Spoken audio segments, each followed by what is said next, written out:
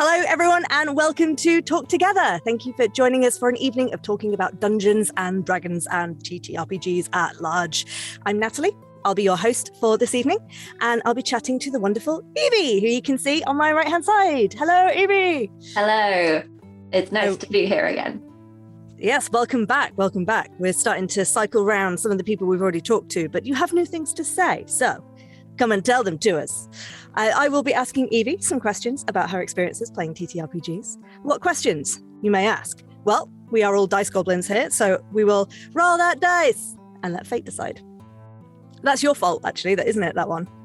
Roll that dice. And I have no emoji. Apologies. So before we kick off this stream properly, this will run for about an hour.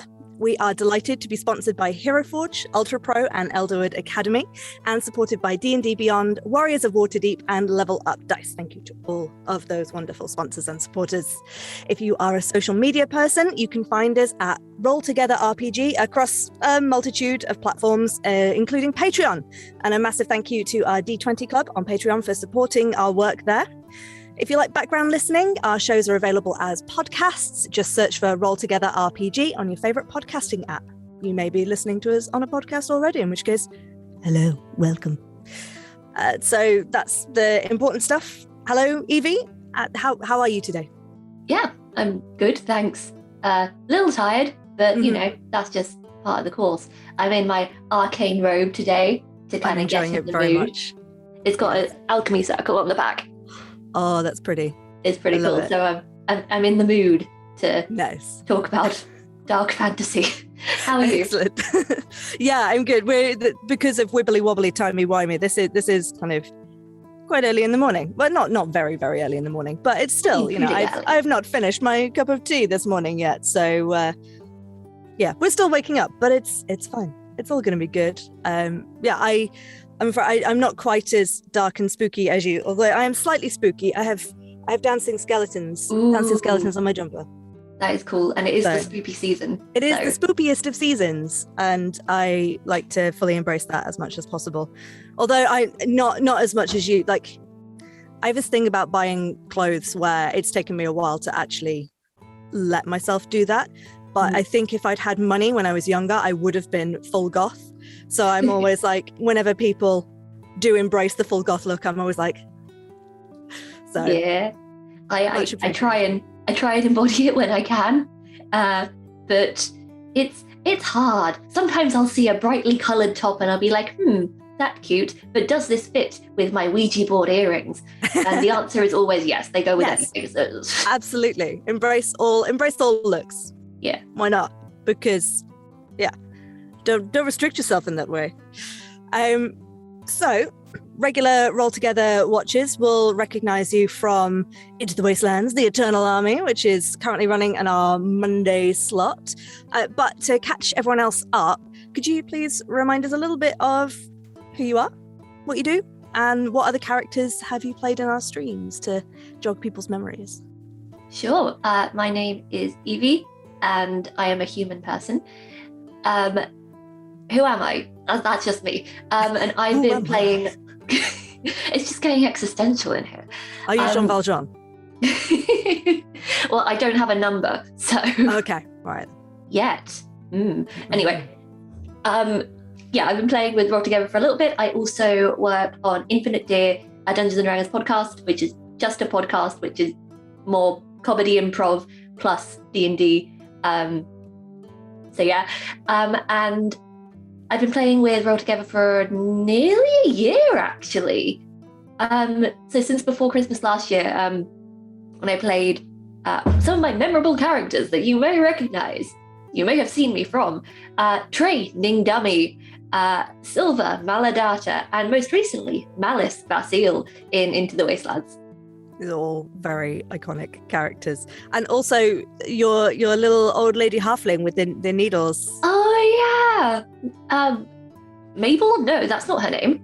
But, it definitely Myrtle. How did I forget her? That's the one. Yes, because I remember watching that and then thinking, because I'd just been playing Valka as well. And I was like, at some point, we need to have a one-shot that brings all of these granny characters together, because Liz has a granny character as well. That would actually be amazing. Right? Tell the producers to write that down. Write that down. Write that down. Not the producers, you, watcher, write that down. Spam on Twitter just saying, we want the granny show. Yeah, exactly. We could be like the Monty Python grannies. But, yes. Yeah. Oh, that would be amazing.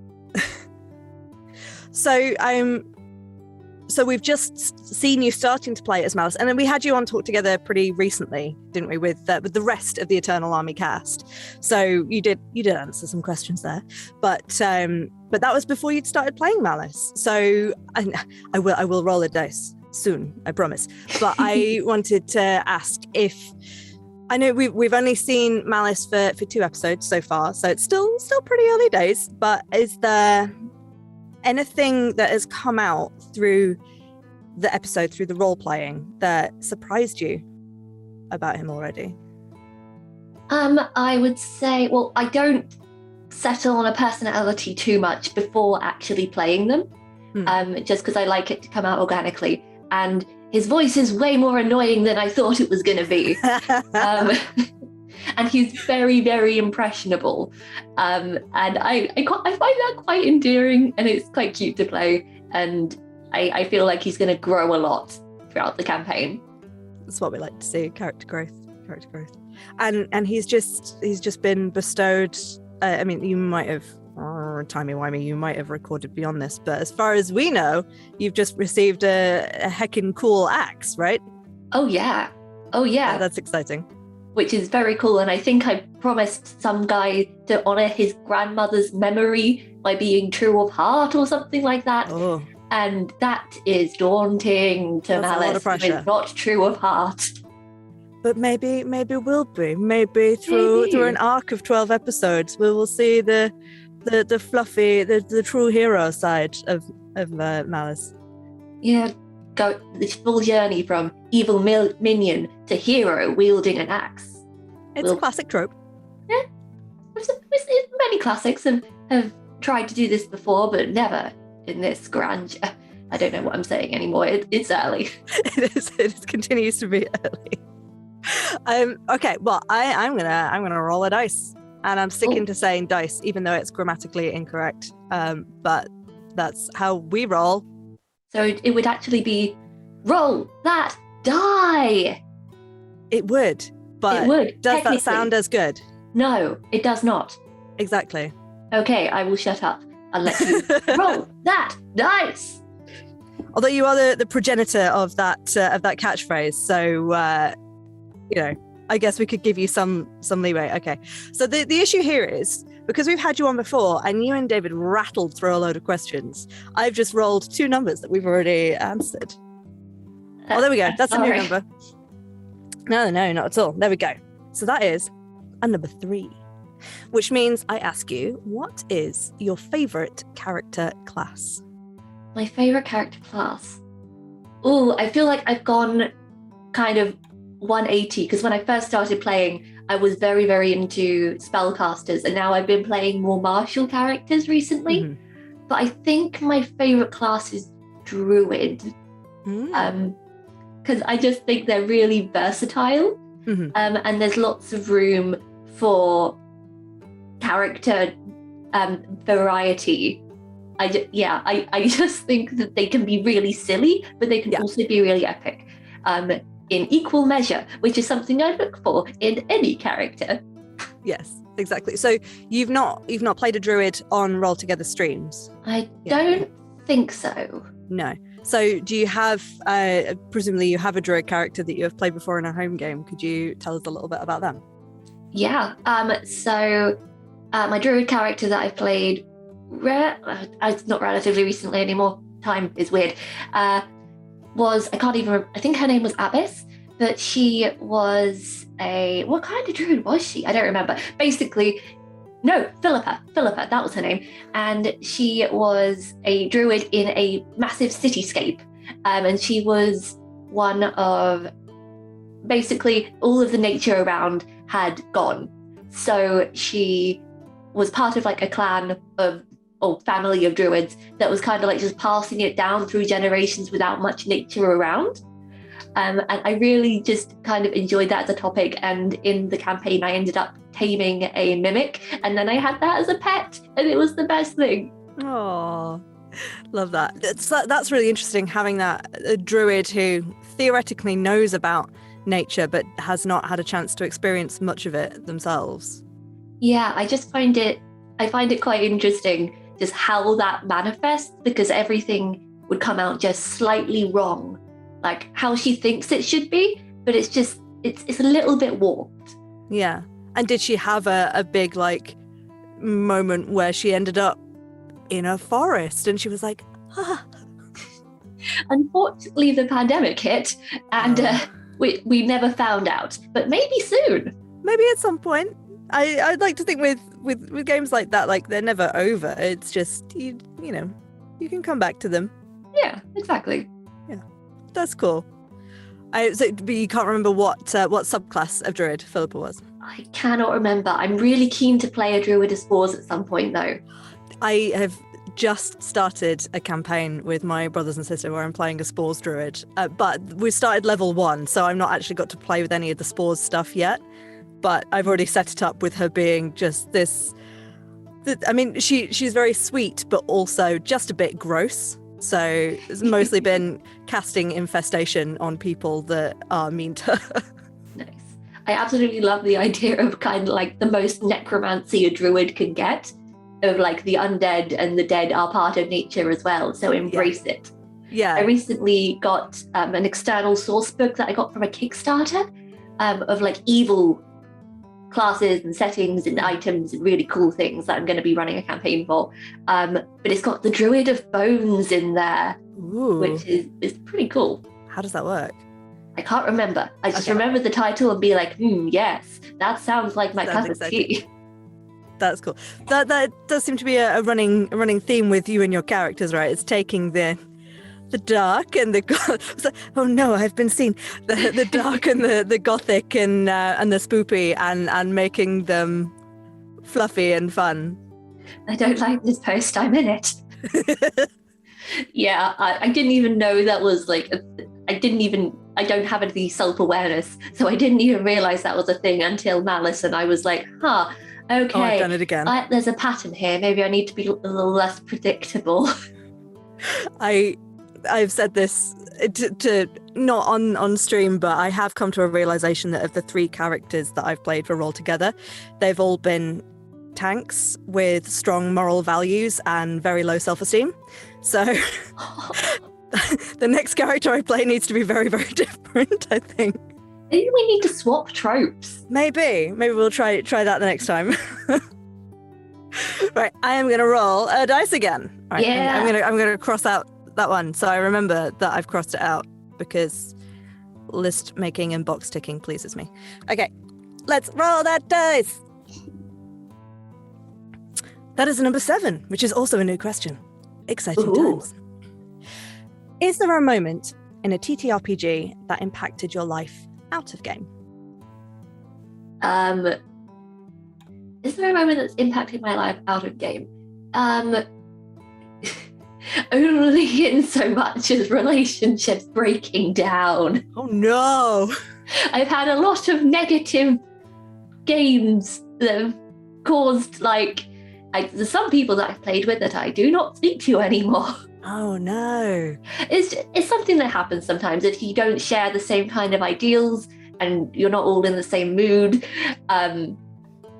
But yeah, so I'd probably say that one bit that did cause me a lot of anxiety, I'm going to say, is when I was running a campaign and I was like, yeah, you guys are starving, you found a big tree that's a tavern, and that I told them not to play murder hobos. They played murder hobos, and one of the players decided to cut down the tavern tree and then kill everyone inside, and that caused me a lot of anxiety after that about DMing. Yeah. But I'd say that. Other than that, like actual character moments that have affected me, I would say I'm very susceptible to the moods of my characters. And I tend to play relatively impulsive characters usually. So it can make me feel a little bit out of control sometimes. So sometimes I'll be like, yeah, I'm still going to be this impulsive person in real life. And that never goes well. I think it's a really important point that you've brought up there. Obviously, like, we go on about the importance of session zeros and safety at the table. And I think session zeros are really great for establishing expectations, but those expectations can change. So it's good to keep checking in with people to make sure you're playing the same game. Yeah, exactly. I guess in that situation, like, I'm really sorry that happened and that caused you that anxiety. I guess it's one of those things where, as a DM, if that's the game that they really want to play, maybe it's about taking a step back and going, okay, well, this campaign that I'm working on could be played with someone else and go very differently. So these wonderful NPCs that I've created that I'm really sad that are now not available could be available to someone else if I were to run this campaign with a different group at another time.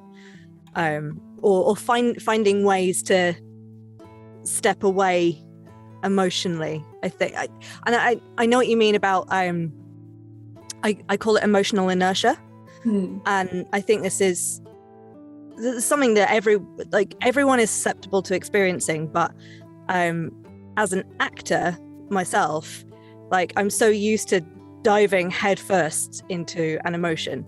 So there's definitely sessions where I've come away feeling those emotions, and there's, especially with Warriors, there's been Thomas has had some kind of episodes where he's been a bit sad boy, and then I've come away from the session feeling a bit sad boy.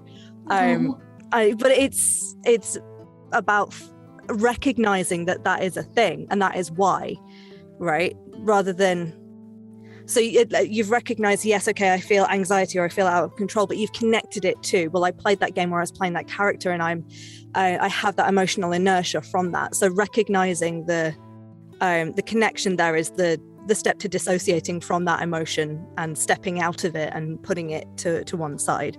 Yeah, so exactly. And I think that if any one character experiences something that you as a player aren't really equipped to be handling, it's important to recognize that and just kind of swap them out or take a break, and fuck the story to look after yourself. Yeah. Do you have any suggestions? Do you have any methods of, other than just kind of changing the game that you're playing for a little while, or do you have any more short-term methods for helping with that? Say if people, that we have quite a lot of people who watch who won't be theatre-y people who have studied acting and ways of dealing with this. Do you have any suggestions or ideas or things that you do? Well, there's always, breathing, always good. I'm a big advocate for breathing. Love breathing.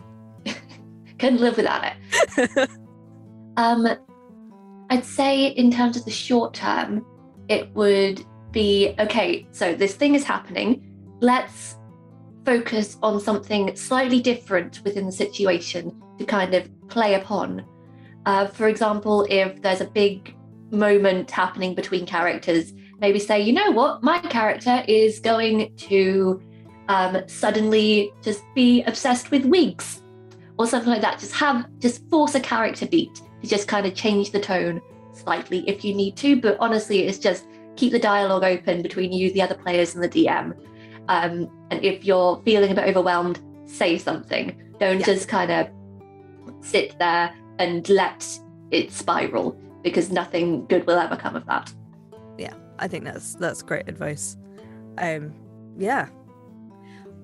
I was trying to think back to what you were saying about the game where everyone decided to be murder hobos.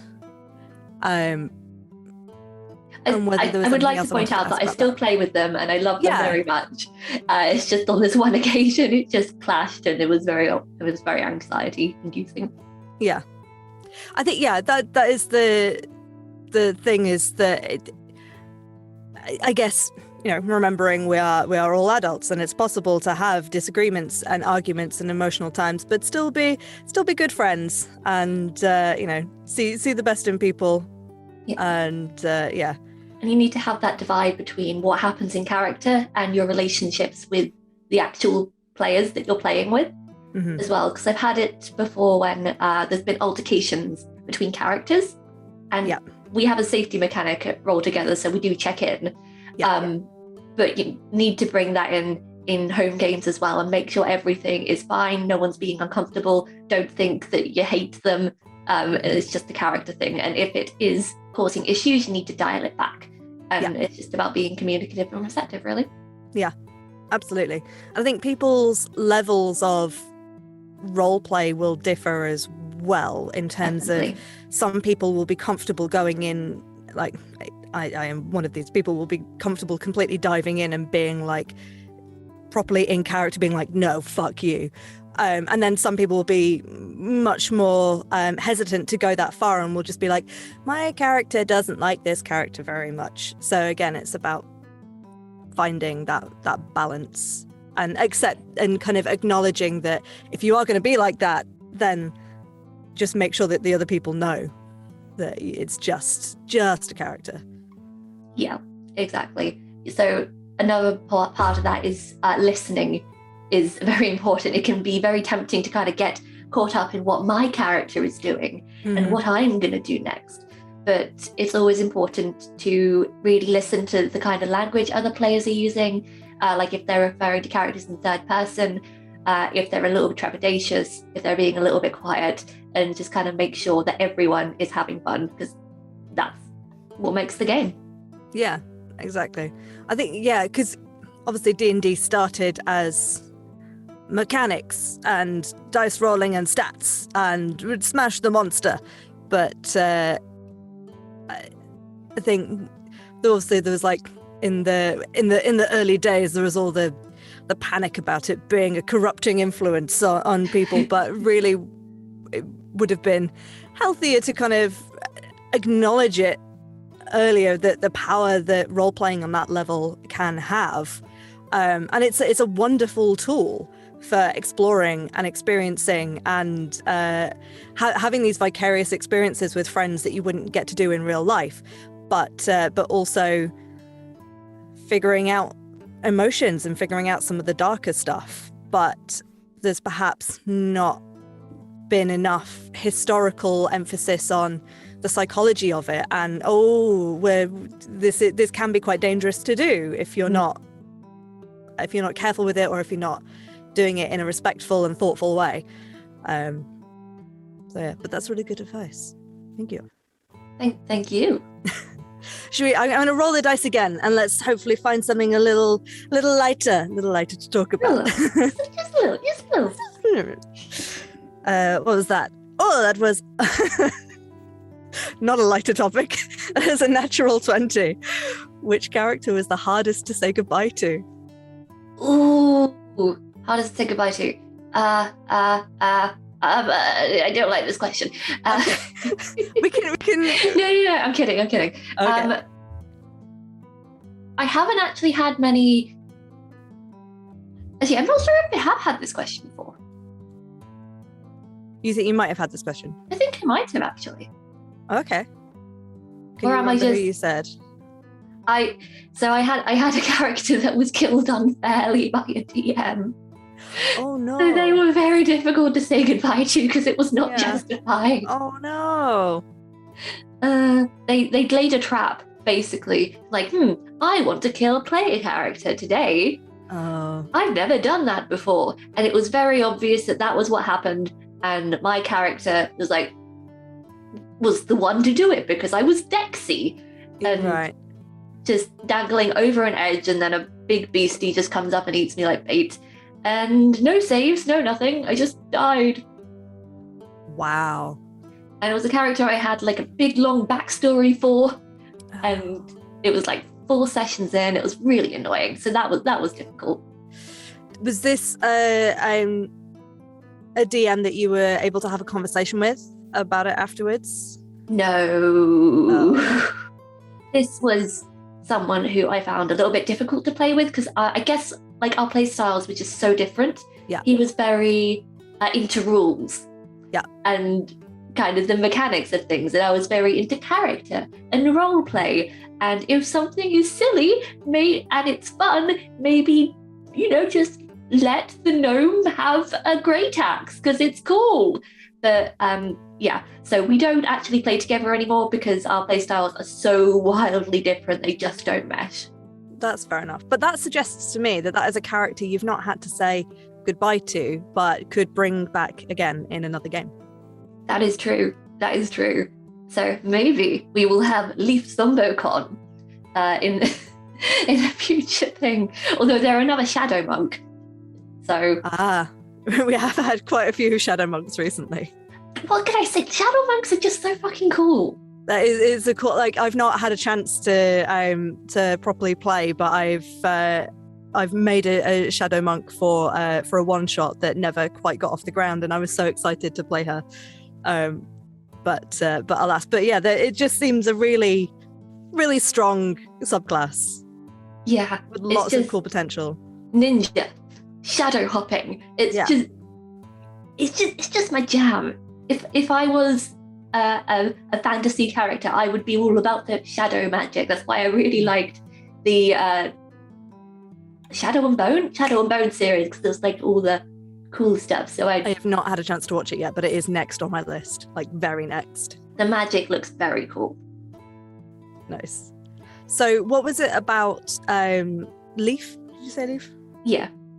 You said you had quite the backstory developed for them, she, him? They were them. You had quite the backstory established for them. With the particular elements of that backstory that you were like excited to. Obviously, I don't want you to give spoilers too much in case you wanted to bring them to a Roll Together campaign. But was there anything particular that was new or different? Or was it just the shadow monkiness that you were like, I want to play with that?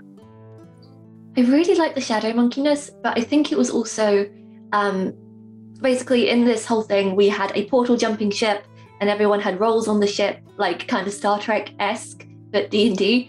And all of my characters were canonically deckhands. And it was just kind of like a running joke that all of the deckhands were really overpowered, and occasionally one would just step out of the shadows and be like, it's time, and begin things. But Leaf was very much, you know what, I'm not on the job, I'm on holiday now. But when he was on the job, he was very diligent about it, and I just really liked playing that dichotomy. His backstory was very tragic, not something I would actually play today because it was a little traumatizing. And like, I do think there's lines there, like if you're comfortable having a really tragic backstory, make sure everyone at the table is comfortable hearing about that kind of topic as well. So it was very edgy and very tragic. So I'd probably sanitize it if I did bring it back, just because it's not something I'm interested in playing anymore. Mm-hmm. I think that's fair. I think you go through waves, don't you, of what, like, I guess it depends on what's going on in your life and the world at large as well. Like, there's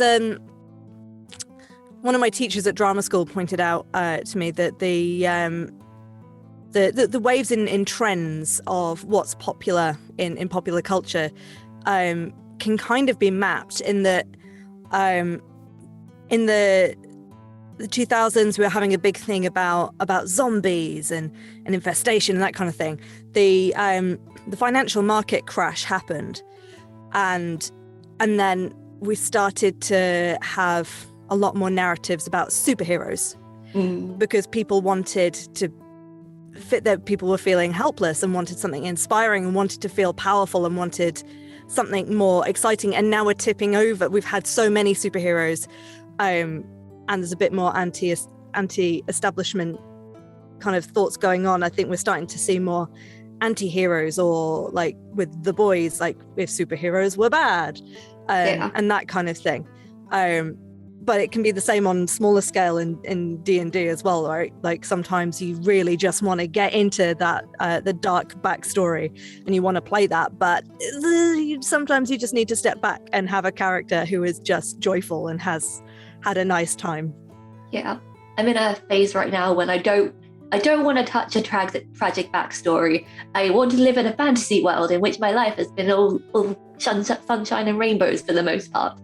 Even with Malice, even though his whole thing is that he has been a minion for like 5 different overlords and been defeated by heroes every time, it's not acutely tragic in that way. It's kind of more general, like, yes, the experiences were bad, but I can kind of play it off kind of for laughs as a kind of more broad backstory, which I'm far more interested in. I think is interesting to explore in game rather than like have myself crying over a keyboard writing about how a character has been mistreated. Yeah. And I guess that's different for everyone. So. No, we're here for you to talk, really. I should be saying less things. Oh God, words. No, you should say more things, if anything. What was I going to say? I was going to say I guess the idea of have been minion to series of dark overlords could be considered tragic, but if that's all that they knew, and they weren't necessarily, it wasn't like a minion where you're constantly being spat on and given gruel and kicked. I like to think they had HR. Yeah, right. So it could just be that moment. Do you think Malice has had just a moment of going, oh wait, am I the bad guy? I think it's less that. So I've come up with this whole thing that in his part of the world, where his big drow family lives and everything, evil is just kind of run of the mill. It's the way of life. Yeah. And it's slowly being gentrified by the quote-unquote lawful good heroes trying to come and change everything.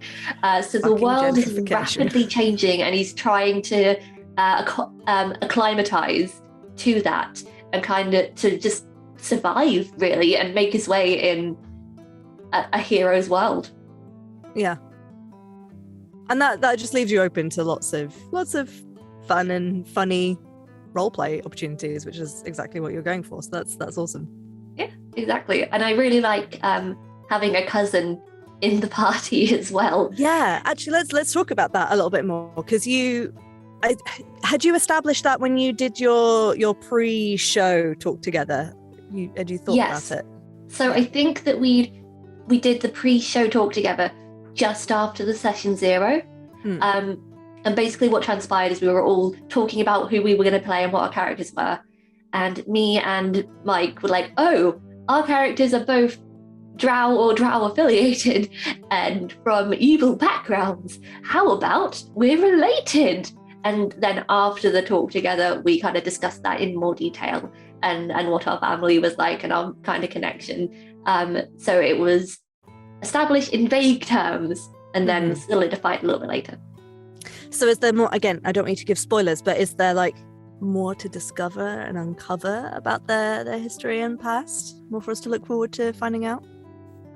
There's not too much. So they're like distant cousins, basically, and they've met at family gatherings enough to be like, hey, I know you. Yeah, we had a drink one time, that kind of thing. So it's not been delved into too much, but there might be more to discover about their shared family and that kind of environment. One of the things that we discussed when discussing the family is family secrets.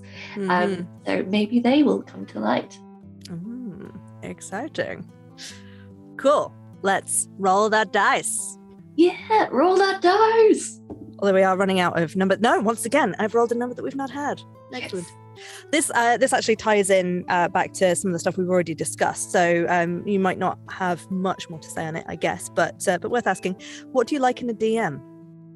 What do I like in a DM? I like flexibility, and being able to just kind of roll with everything that's going on, just be able to banter, I suppose.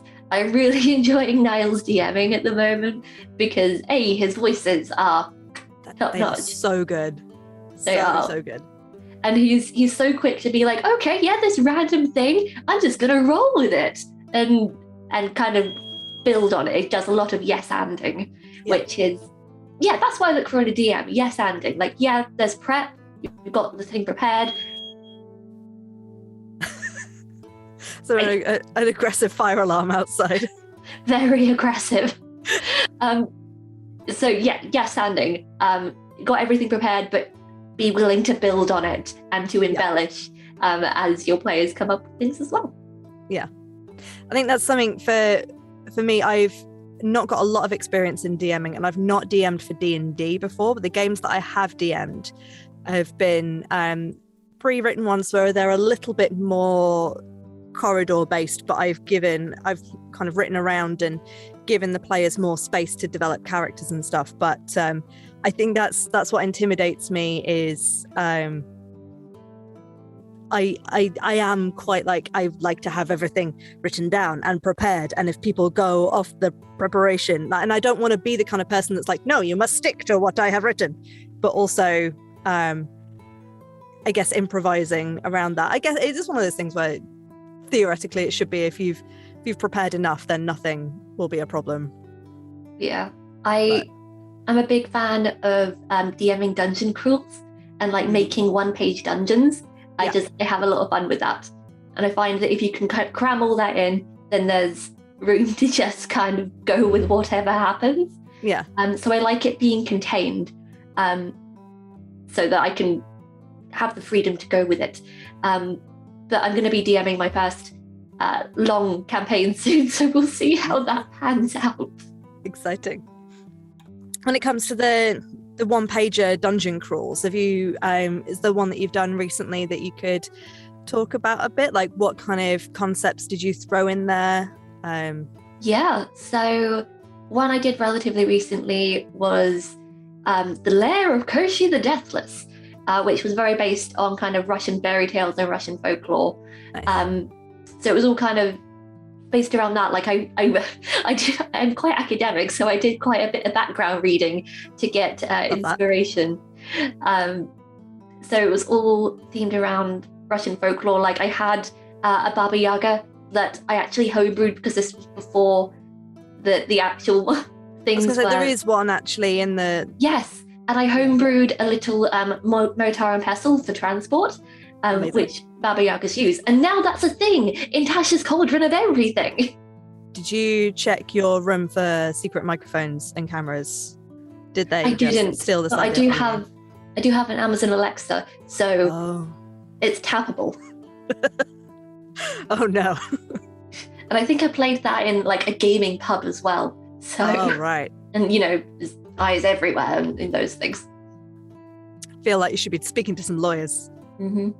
Because you definitely have the intellectual property rights to Russian folklore. Mm-hmm. But the main thing I try to put in dungeons is the opportunity for players to fuck up. Yes. Because that is the funnest part, is just watching them crash and burn in a fun way. Yeah. And, making it turn out okay, but just giving them temptation and seeing where it goes. It reminds me of Red's Escape from the Pyramic, which was just full of like, do you touch that? Do you touch anything in the room? I felt really bad for killing off Ed's character so soon, but the opportunities were just there. Hey, you were all specifically told that, like, you're playing arseholes.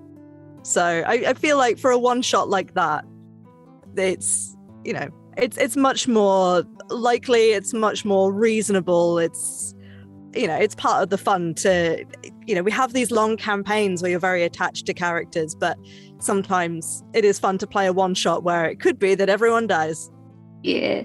And the fun is finding out how ridiculous you can be with that. I didn't get to go into the actual backstory of how my character ended up there, and I was quite sad because I was like, I've come up with this funny idea, but it doesn't make sense that I would just tell people. Yeah.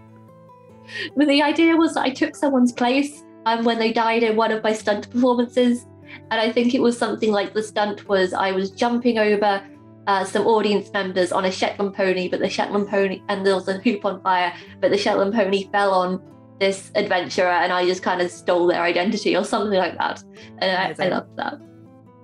Do you find that you go quite all in on backstory and details like that, regardless of how long the campaign's going to be then?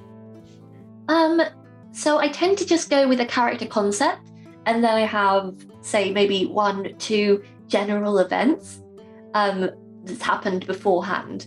But I don't go very in depth with backstory. I just want to have an idea of who they are and where they're coming from. So I don't want to like say, yes, this is a list of their friends and how they know them, and this is what their childhood was like. It tends to just be one or two events. This is the personality I kind of want to go with. This is their vibe. Let's see what happens and see what I come up with. That's fair. I think it's one of those things, right? Again, is finding the balance of it's good to have those details because it makes the character more rich and brings in elements that you possibly wouldn't have expected or thought of in the moment if you've got that idea in the back of your head that this is who they are and what they've been through. But also for a one shot, there's a lot to get through in a short amount of time. So you've got to think like, am I okay with this cool idea that I came up with not being found out? Yeah. Something I've started to do is Justin, who DM'd Vile Shadows and a Honeyed Smile a little while ago. He was great, but he sent a list of questions to answer about our characters beforehand. And I've been kind of going back to that list surreptitiously for new characters, just to kind of check things off. So he had a very good kind of method. So it was very good to kind of have on the back burner, yeah. That's really cool. Could you name any of the, I mean, I don't want to steal his thing, but is there any, maybe one of the questions can you think of at the top of your head? So one of the examples was kind of short-term goals and long-term goals, which I found quite helpful. It's like what they want imminently and kind of what their life's ambition should be and that they're striving for overall. So I find that having just general things is helpful just to kind of get to know them a little bit more. Yeah. So your character, I'm sorry, I cannot remember their name, your character from Pyramic. It was Trey. Oh no. Oh god, yeah. So I renamed them in the session because I couldn't remember their last name. So the identity they stole was Jimmy the Fingers, and their actual character name was Allegra something or other. Because they're an Asimar, right? Yes. Yeah. And you had that really cool moment of like, I'm definitely just Jimmy the fine, well, I'm just wings spread, fly. It was very cool. Well, I tried to keep up the illusion with the wings first. Which, they seem to buy. I think it went well. So did you have, what were their long-term dreams and goals beyond survive? It was honestly get enough money to keep touring. Like, I'm sure as a creative person, funding for arts projects can be a challenge. So they were trying to get some funding to continue to tour their tunt show. No, that sounds like something very That's different. a different show. Maybe they do that in desperate times. You're gonna make that coin. Anything. Their stunt show, to keep touring that around and making the stunts bigger and better, and yeah. So I can't remember in detail. Like once I've played a character and I've kind of written them off, I'm like, okay, you're on the back burner now. I remember bits of you, but I don't need the rest. Yeah, that's fair enough. Cool. Let's roll that dice again. Yeah, that's my favorite part. Do it again. Play that same song. Okay, well that was a 12, which we've had. A 16. Okay. So, if you could make yourself Evey in D&D, what would you be? So is this what would suit my personality, or what would I be if I wanted to, if I could pick? Let's do both. Let's go first with, this is what I would love to be. This is the image of Evey that I have in my mind. And then let's go, this is probably what I actually am. Well, the answer is villager, just corner, just for everyone. But I'm gonna ignore that. I'm gonna ignore my mediocrity. So what I would want to be is probably, I kind of would want to be a rogue. I like the idea of being all sneaky and being able to do flips and being able to pick a lock. I don't know. I like the idea of that. It's not something that I can do, though, because I am famously undexy. So I would probably You mean end you can't up do sick flips? maybe. No, I can't do any sick flips.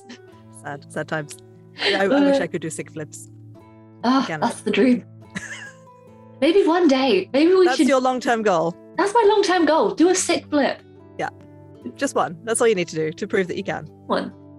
And what I would actually be, I actually do know the answer. I would probably be a sorcerer because I have a lot of talent for a lot of different things, but I have no ability to turn that into a skill. So it's just kind of innate, and I just try and make the most of it. Also, I love wild magic, and I feel like that's something in life that I try and embody, so I would hope. But if I wasn't born a sorcerer, I would end up a warlock just so that I could get that magic. Nice. I was literally about to ask which subclass of sorcerer did you know? Wild magic sorcerers are so, like, watching Anna play Coriolis has been so much fun. Just the pure chaos, constant chaos. They're my favourite. I play wild magic sorcerers a fair bit. And I love them. I once had a wild magic sorcerer whose main character trait was their immaculate hair, and they were very proud of that. And then the first wild magic table I rolled made them bald. No. It was a really interesting character beat. It was really cool. I love wild magic sorcerers. That feels like not just luck of the draw. That feels like hand of the gods has reached in to make that happen, doesn't it? That's amazing. It really does. And not just hand of the DM. No. Have you okay, so boldness, poignant character moment. Have you had anything dangerous come out of that's out of playing a wild magic sorcerer? Anything where your character is like made things so much worse? The main thing that comes to mind is in the first campaign, I was also a wild magic sorcerer, but we hadn't finessed the process of, modifying the wild magic table to fit our levels. So we had the classic situation of level 1 characters. Oh no, the wild magic sorcerer has brought fireballs upon us in close quarters. Oh no. It's the classic. The GM punched the rolls so that we survived just very singed. But yeah, I absolutely love them. They're just the absolute nutsness. That's not a word. Can be now. It is now. The nutsness. The very nutsness that is the wild magic sorcerer. Amazing. I love that. Have you got one that you would be like, yes, that sounds like me? Oh yeah, I answered this when Chris interviewed me. I think I'm a paladin, but possibly not for good reasons. What are the not good reasons for being a paladin? I think it's that sense of like self-righteousness and the like belief in justice, but also being a bit like sanctimonious about that sometimes. I hate to tell you this, but I fucking hate paladins. Oh no! Well, this was the first time we met Evey, and maybe it's the last. So maybe this is the I think the fate. What is it about paladins that you don't? Is it those things, or is that? Oh, they're just so self-sanctimonious, so up themselves. They're violent god botherers, and I just like in terms of like it probably goes back to the whole thing of Harry Potter houses. Which one are you? Right. Yeah. I can't stand Gryffindor as a concept. It's just annoying. They all think they're the protagonist, and just being inflexible in moral codes, especially because I am a big believer that law and morality are different things, which is usually something that paladin type characters do not share with. I'll say that is where I disagree with the classic paladin trope. I always thought I was a Ravenclaw, but apparently I'm a Slytherin. same. So maybe we have more in common than we thought. Yeah. All right, well, let's roll. We've got time for a couple more questions, so I'm gonna roll that dice one more time. Oh, what? We've had a 1. No, not once, do you? No nat 20s for you either. We've had that one. No extremes. No extremes. Okay. Number 9. Now, this is one that you had last time. And this is something that I think we kind of maybe covered earlier, but I think it's worth checking in. So what would you say to a new player? So obviously, you gave us your advice last time, but you've played 6 months of games since then. And has your advice changed? Do you have any new advice? My advice has probably changed just slightly. It actually goes back to what we were saying earlier about being receptive to other people and communicating throughout. I'm a big believer that session 0 is very important to kind of get everyone on the same page, but this changes throughout the game. If you're a first-time player, you won't necessarily know what you want from a game and what you enjoy, and that's okay. And it's okay to discover what you do and don't like as you play, and to make sure that you communicate this with the group. And if it is a bit at odds, then that's also okay. You find the types of games that you want to play through experience. So yeah, that would be my advice. Also, don't read the player's handbook cover to cover. No one needs that headache. No, it's a lot. I will say on that, D&D Beyond, hello, wonderful D&D Beyond that support us. They have a new player guide, which is like a condensed, just a condensed kind of list of important things to know before making a character, and a guide for making a character for the first time and why you might want to consider certain things. I recently recommended it to a couple of people who are playing for the first time, and it really helped them. So for very new players. About D&D Beyond that has made me very happy that I didn't know about. I thought it was you pay for all of the content, or you use a free account and just use the free stuff. You can pay for just individual classes or individual races, and that makes it so much more affordable. Mm-hmm. And because it's so interactive, you can just kind of click, what does this spell do? So I really enjoyed discovering that. You have to hunt around for it.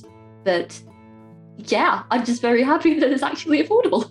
Yeah, absolutely. I don't know, maybe I am not the person, I'm not the arbiter of knowledge on this. Maybe it's something they added a little bit more recently. But yeah, I discovered that as well. It's very cool. So it just means that you could, if you have the handbooks already in physical form, or maybe if you've got your DM has done content sharing, so you've seen certain things, but then in another game you want to use that subclass and you can't, kind of thing. Yeah, you can just buy that element, which is great. I'm all about because this is the thing. Buying all of the handbooks is expensive. It can be a very expensive hobby, but it doesn't have to be. TTRPGs are about people chatting and rolling dice, and I'm a strong believer that all you should need for that is a bit of paper and a pencil and some dice, or a dice rolling app, right?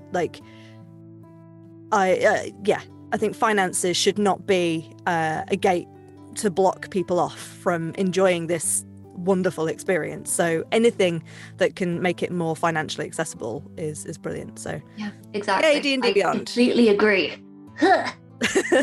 Woo! Go D&D Beyond. And I think a lot of the time, first-time players who are picking it up will get the starter sets in the books, and so just kind of having an online resource that doesn't mean you have to buy it all again. Ace! I'm all about that. Yeah, absolutely. Right, I think we've got time for one more question. So let's sneak it in. Let's see what we get. Nope. This is where we play the Nat rolls a d20 over and over again. It's another Nat 20. Woo! Not useful here, but personally, I'm excited. Okay. Oh, this is very different, this one. How do you feel about cosplay? I love cosplay. I don't do enough of it myself. By the way, I've been admiring your sideburns thank you. I feel like Warriors of Waterdeep. I'm missing them today. I feel like if I'm appearing on camera in front without them, there's something missing now. So. Yeah, you actually have cheeks under there. Who knew? Who knew? I love cosplay. I'm not a very confident person, despite what the lipstick and the Ouija board earrings are saying about like dressing up. But I kind of want to do it more, but I just always get also in my head about it. But I absolutely love seeing whatever Shamini comes out with next, because she always has the best costumes for her characters. So good. And the details on the makeup as well, like Ogden with the little white dots was so beautiful. Yeah, it's amazing. And like she even had like the lighting kind of suiting it, which was cool. There's a lot of thought gone into that, which I have a lot of respect for. Do you have...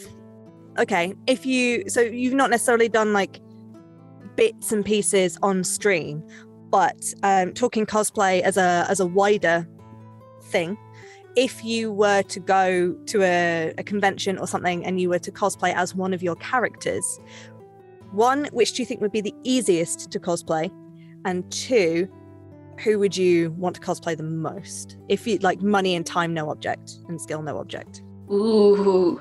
Okay, so the easiest way to cosplay would be Silver, just because I basically have her wardrobe.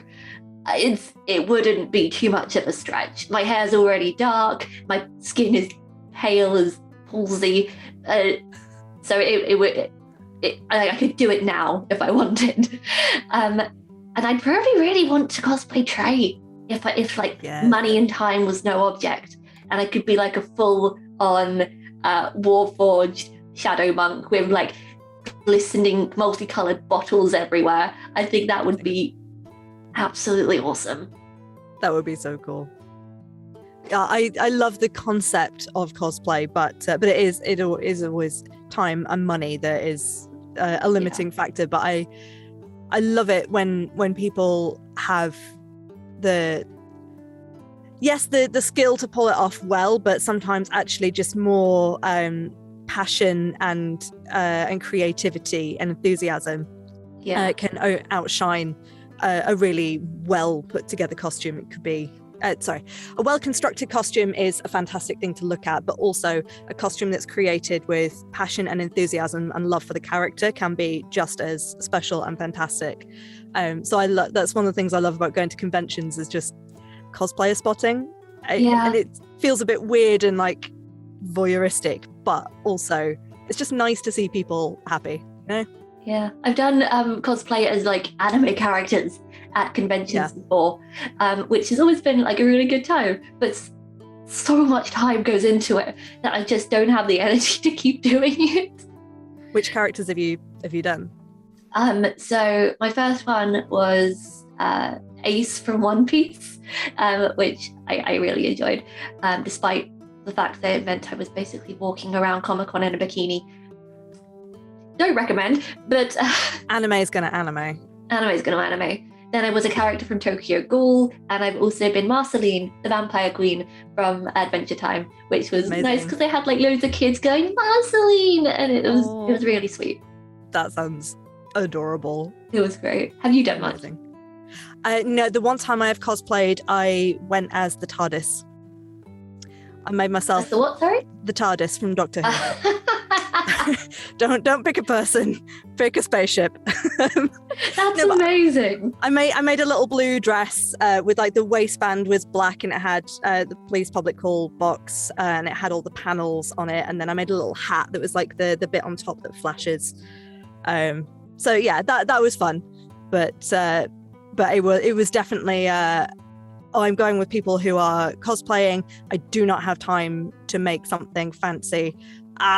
This will do. But you know, it was well received. I had a good time. It was fun. Yeah, it sounds dope as hell. Yeah, it was fun. And in fact, it's one of those things where you think, I have had a totally different idea from everyone else. I'm not going as a person, I'm going as the spaceship. And then I actually came across 2 other people dressed as the TARDIS. It always goes down. Yeah. Well, I think that's about all we have time for. So thank you so much, Evey. It's been really lovely to ask you these questions, but also to get to know you as a person, because we've not had this opportunity so far.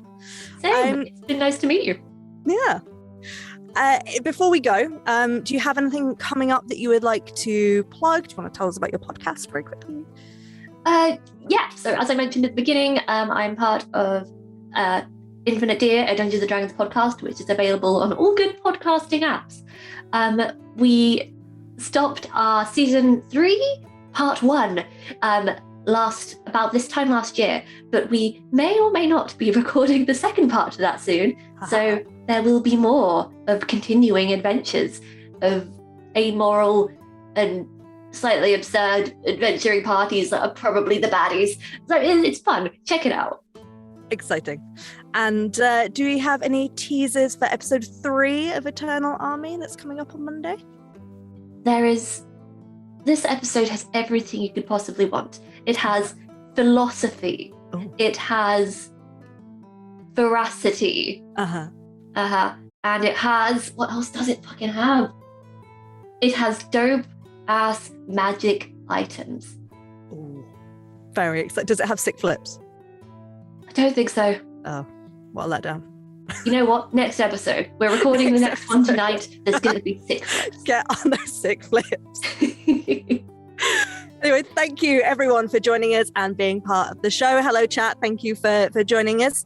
If you enjoyed this, we stream Talk Together every Saturday from 6 p.m. to 7 p.m. Currently British summertime. Eventually, at the end of October, we'll flip over to GMT. We stream D&D games on Mondays and Tuesdays, 6 to 9 p.m. BST. In our Monday slot, as previously mentioned, we currently have Niall Isak's 12-parter campaign, Into the Wastelands, The Eternal Army, and on where we're going to have veracity and philosophy and cool magical items.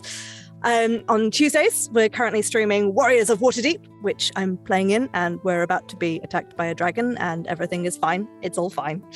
All of our shows stream at twitch.tv/rolltogetherrpg, and the VODs are available immediately after the stream to catch up, or you can find all our content on YouTube a few days later. And don't forget, you can also enjoy them as a podcast. Hello again to our podcast listeners. And many thanks again to our D20 Club on Patreon. You're all amazing and you allow us to do all of these things. If you would like to support us as well, you can do so from as little as 1 of your local currencies per month. And thank you finally once again to all of our sponsors and supporters. And as always, as we say in David Shear's spirit, stay classy at the table.